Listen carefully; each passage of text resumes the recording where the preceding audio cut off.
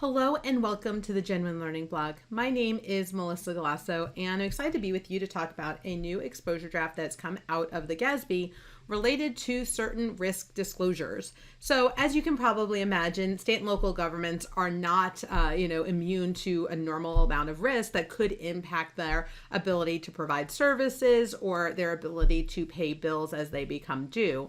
However, there is some requirements around potential risks that are required, but a lot of information is actually not explicitly required in the current standards. And so once we saw some of the impact on governments for COVID-19 and other areas, the FASB has a set of guidance on risk and uncertainty disclosures, but GASB did not. The GASB decided they wanted to take a look at what would be appropriate, obviously, for state and local governments in this area. And so they picked up with a GASB focus for state and local governments, what would be appropriate. So this was issued in June of 2022. Comments are due September 30th.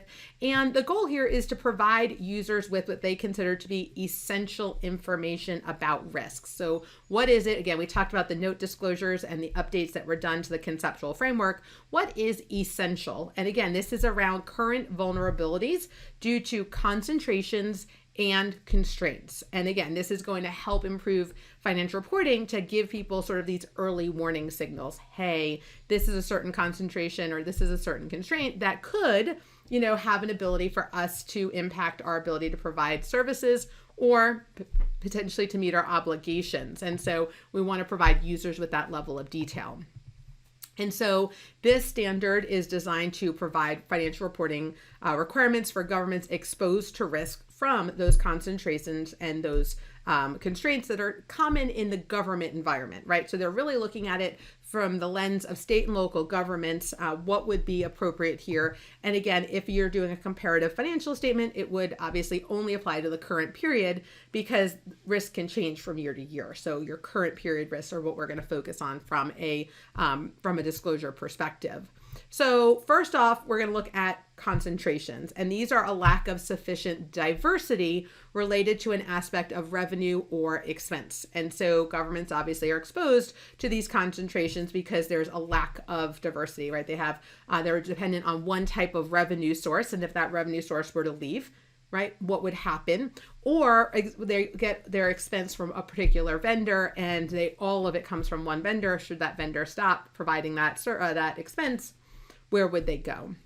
And so this could limit their ability to acquire resources or control spending, because that person could then increase their expenses significantly. And if that's the only vendor producing it, you would have to pay it. And so again, when we think about these, it could be principal employers, right? So when we think about the types of taxes that we collect from employers, if they were to leave and no longer be an employer in your district, well, what would that impact on revenue be?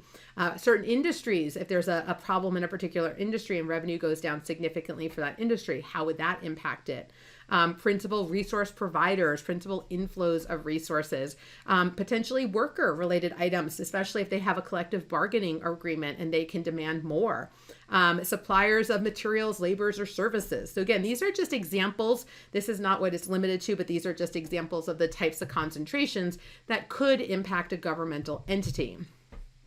There are also potentially constraints, right? This is a limitation imposed on a government by an external party or by formal action of the government's highest level decision-making authority.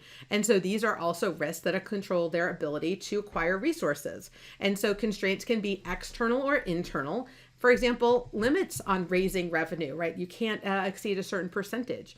Or limitations on spending or incurrence of debt, right? We have a debt maximum that's in our debt agreements, or mandated spending. And so these are the types of constraints and concentrations that they want to focus on. So again, a little bit different than the FASB version of the standard, but looking at it through that governmental lens.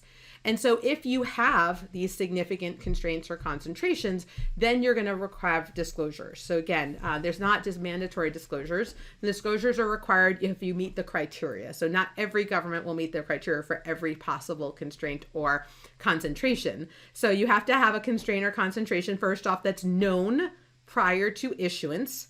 An event associated with the concentration or constraint either occurred or is more likely than not to occur within 12 months of the financial statements or shortly thereafter.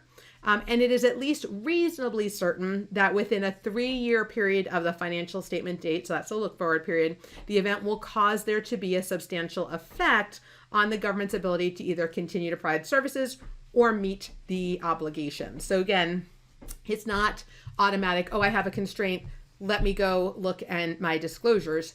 Is there a known constraint? Is there an event associated with it that's more likely than not to happen? And then is it at least reasonably possible that within the 3 years that would lead to? So it's a very, very narrow proposal.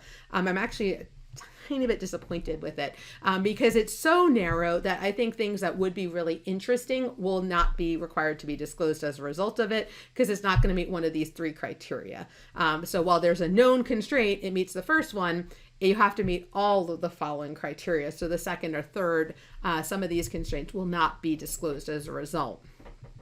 In addition, if there is some mitigating action that causes it to no longer meet the criteria, then you don't have to do the disclosure. So maybe you had a disclosure last year, that disclosure can go away because of some mitigating action that you took, then the disclosure is no longer required.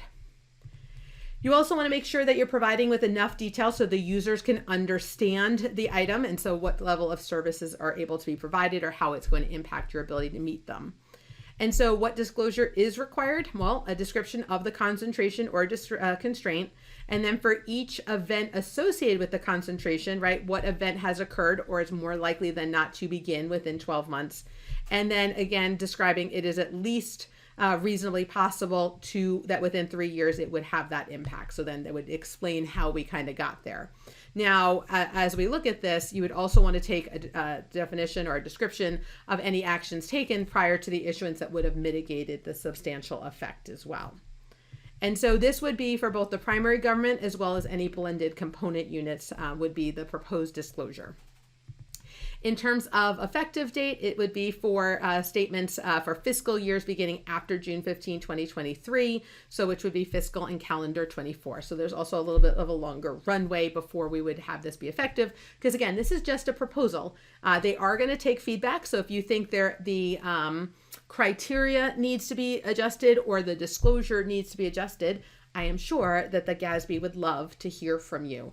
And so again, we have until the end of September to provide this feedback to GASB so that when they issue a final standard, they have heard the needs of citizens and users of those financial statements.